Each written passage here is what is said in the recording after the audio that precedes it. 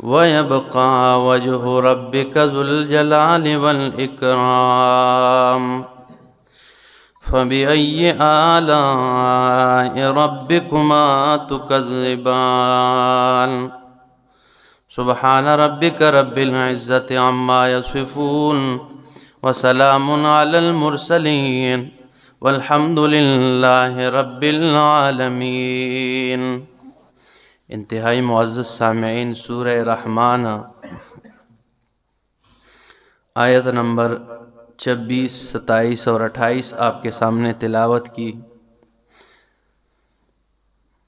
پارہ نمبر 27 میں سے سورۃ رحمان 3 رکوعات پر مشتمل، یعنی 3 ابواب پر مشتمل ہے۔ پہلے رکوع میں مسئلہ توحید کا بیان فرمایا، اور دوسرے رکوع میں مسئلہ ماننے نہ ماننے والوں کے لیے تخویفات کا ذکر فرمایا، اور تیسرے باب میں مسئلہ ماننے والوں کے لیے بشارتوں کا ذکر ہوگا۔ تو آج کا یہ جو سبق ہے اس میں تخویفات ہے زیادہ تر، مسئلہ نہ ماننے والوں کے لیے۔ فرمایا کل من علیہا فان، جو بھی ہے اس زمین پر آباد ہیں، فان سب نے پناہ ہونا ہے، ہر ایک پہ فنا آ جائے گی۔ وَيَبْقَى وَجْهُ رَبِّكَ ذُو الْجَلَالِ وَالْإِكْرَامِ، اور باقی رہے گی تیرے رب کی ذات ذو الجلال جو بزرگی والا ہے، والإکرام اور بڑی شان اور عزت والا ہے، بڑی شان اور عزت اس کی ذات باقی رہے گی۔ فَبِأَيِّ آلَاءِ رَبِّكُمَا تُكَذِّبَانِ، پس کون کون سے اپنے رب کی نعمتوں کو تم دونوں جھٹلاؤ گے؟ اے جنات اور انسانوں، کون کون سی نعمت تم جھٹلاؤ گے؟ اب آپ کے ذہن میں ایک سوال آئے کہ یہاں پہ فرمایا کل من علیہا فان، ہر شے پہ فنا آئے گی، جتنی بھی چیزیں ہیں ہر چیز فنا ہو جائے گی، تو موت کا آ جانا، فنا کا آ جانا، یہ کوئی نعمت ہے کہ اللہ فرماتے کون کون سی نعمت تم جھٹلاؤ گے؟ موت کا آ جانا یہ کوئی نعمت ہے؟ تو مفسرین فرماتے ہیں کہ عمر کے ایک حصے میں موت اللہ کی طرف سے سب سے بڑی نعمت نظر آنے لگتی ہے۔ عمر کے بعض حصے میں انسان پہنچ جاتا ہے۔ ہمارے استاد جو ہے نا، ایک نوجوان فوت ہو گیا، اچانک کی کوئی بیماری آئی اور فوت ہو گیا ہری پور میں۔ جب وہ وہاں اس کی تعزیت کے لیے گئے تو 2-3 بزرگ تھے وہاں پہ، اس کے کوئی رشتہ دار نہیں تھے، عام محلے دار تھے۔ وہ چیخ کے رونے لگے، کہتے ہیں ہم انتظار میں ہیں تو ہمیں نہیں آتی اور نوجوان کو موت آ گئی ہے۔ تو بعض عمر کے بعض حصے میں انسان پہنچ جاتے ہیں اور پھر کہتے ہیں اللہ اب لے جا، ٹھیک ہے نا، اب موت ہی آ جائے، تو یہ سب سے بڑی نعمت ہوتی ہے محتاجی کی زندگی سے اور اس ضلالت سے۔ انسان کہتے ہیں موت ہی آ جائے وہ بہتر ہے، ٹھیک ہے نا۔ تو اس لیے فرمایا کل من علیہا فان، ہر شے نے فنا ہونا ہے، وَيَبْقَى وَجْهُ رَبِّكَ ذُو الْجَلَالِ وَالْإِكْرَامِ، اور باقی رہے گی تیرے رب کی ذات ذو الجلال والإکرام جو بزرگی والا، بہت شان اور عزت والا ہے۔ فَبِأَيِّ آلَاءِ رَبِّكُمَا تُكَذِّبَانِ، پس تم دونوں اپنے رب کی کون کون سی نعمت کو جھٹلاؤ گے؟ يَسْأَلُهُ مَنْ فِي السَّمَاوَاتِ وَالْأَرْضِ، يَسْأَلُهُ، یا موت جو ہے نا اس اعتبار سے بھی نعمت ہے کہ اللہ فرماتے میں نے موت کو پیدا کیا ہے اور تم موت سے ڈرتے ہو۔ کون نہیں ہے جو موت سے نہیں ڈرتا ہے؟ اللہ فرماتے ہیں موت جب یاد آ جائے تو تم مجھے یاد کر لیتے ہو، موت ہی کے ڈر کی وجہ سے تم مجھے یاد کر لیتے ہو، تو اس وجہ سے بھی ایک نعمت ہے موت، ٹھیک ہے نا، کہ اللہ یاد آ جاتا ہے۔ تو فرمایا اللہ یسألہ من فی السماوات والارض، سوال کرتا ہے من فی السماوات والارض، جو زمین میں ہے، جو آسمان اور زمین میں، کل یوم ہوا فی شأن، ہر دن وہ ایک الگ شان میں ہوا کرتا ہے۔ اللہ جو ہے نا ہر دن وہ الگ شان میں ہوا کرتا ہے۔ صحابی رسول نے سوال کیا یا رسول اللہ، ہر دن شان میں ہوتا ہے۔ مطلب کیا ہے؟ اللہ کے رسول نے فرمایا جیسے کسی کو عزتیں دیتا ہے تو کسی کو رسوا کرتا ہے، کسی کو موت دیتا ہے تو کسی کو زندگی دیتا ہے، کسی کو فائدہ دے رہا ہے تو کسی کو نقصان دے رہا ہے، کسی کو تخت پہ بٹھا رہا ہے تو کسی کو تخت سے گرا کے نیچے دبا رہا ہے، کسی کو نیچے سے اٹھا کے تخت پہ بٹھا رہا ہے۔ تو دیکھیں نا، یہ دنیا میں ہو نہیں رہا سب، ٹھیک ہے نا؟ تو ہر دن ایک الگ شان میں ہوا کرتا ہے۔ کل یوم ہوا فی شأن، ہر دن وہ ہوا فی شان، الگ شان میں ہوا کرتا ہے۔ فبأي آلاء ربکما تکذبان، پس تم دونوں اپنے رب کی کون کون سی نعمت کو جھٹلاؤ گے؟ یہ کوئی تکرار نہیں ہے، چاہیے فبأي آلاء، یہ الگ ایک نعمت کا ذکر ہوتا ہے باقاعدہ، کون کون سی نعمت تم جھٹلاؤ گے؟ سنفرغ لکم ایھا الثقلان، ان قریب ہم فارغ ہو جائیں گے، لکم تمہارے لیے، ایھا الثقلان، اے دو جماعتوں۔ اب میں نے معنی کیا جو بنتا ہے، ٹھیک ہے نا؟ لیکن مفسرین فرماتے ایک ہوتا ہے عام مخلوقات کا فارغ ہونا، میں اور صوبیدار صاحب ایک کام کرتے ہیں تو دوسرے کام کے لیے ہم فارغ نہیں ہیں۔ یہ ایسا ہی ہوتا ہے نا کہ جب ہم ایک مثال مکان بناتے تو کوئی اور کام کے لیے ہم فارغ نہیں ہیں، ٹھیک ہے نا؟ دوسرا کام کرتے ہیں، تیسرے کے لیے فارغ نہیں، لیکن اللہ کا فارغ ہونا، اب اس سے تو یوں محسوس ہو رہا ہے کہ اللہ فرماتے ہیں ہم قریب ہم فارغ ہو جائیں گے تمہیں بھی، اے دو جماعتوں یعنی جنات اور انسانوں۔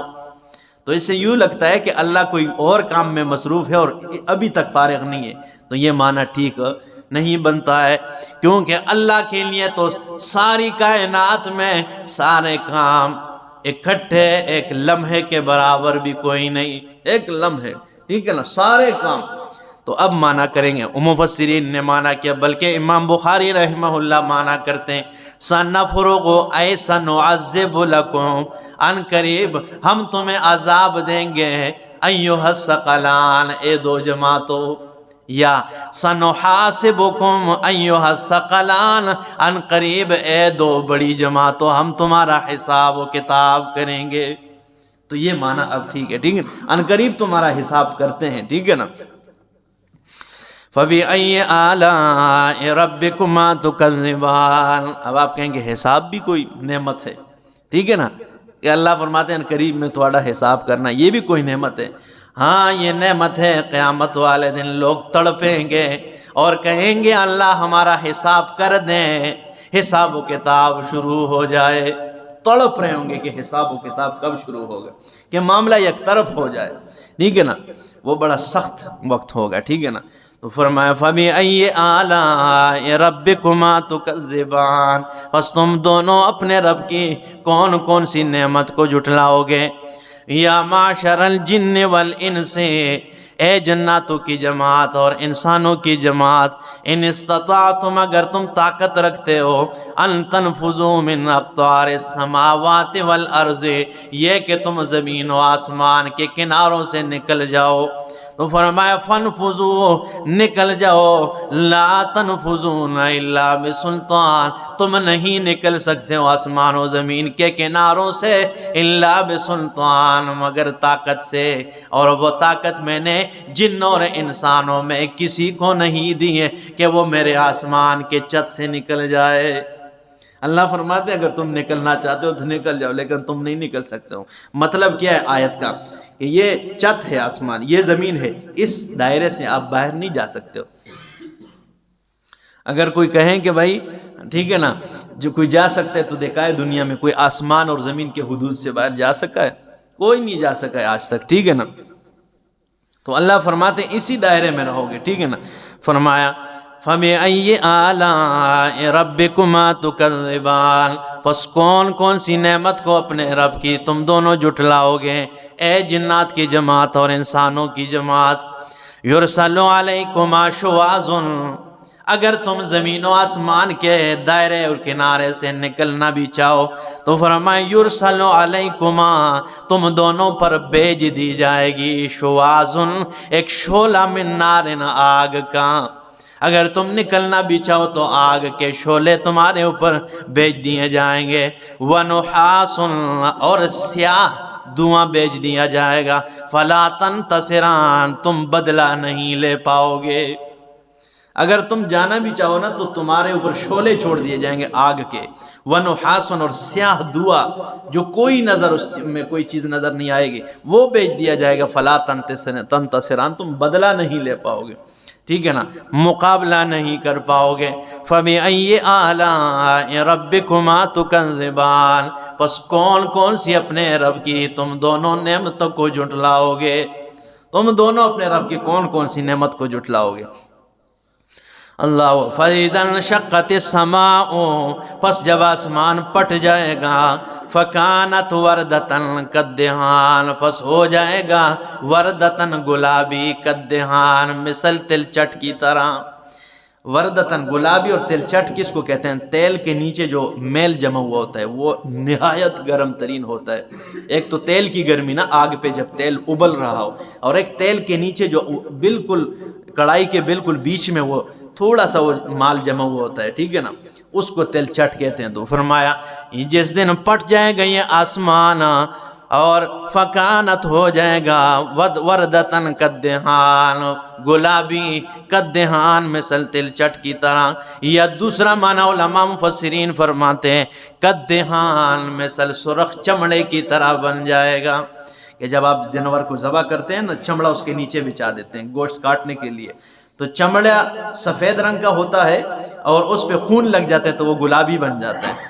تو اللہ فرماتے ہیں وَإِذَا انشَقَّتِ السَّمَاءُ پس جب آسمان پٹ جائے گا، فَكَانَتْ وَرْدَةً ہو جائے گا گلابی، کالدہان مثل سرخ چمڑے کی طرح آسمان بن جائے گا، سرخ چمڑے کی طرح۔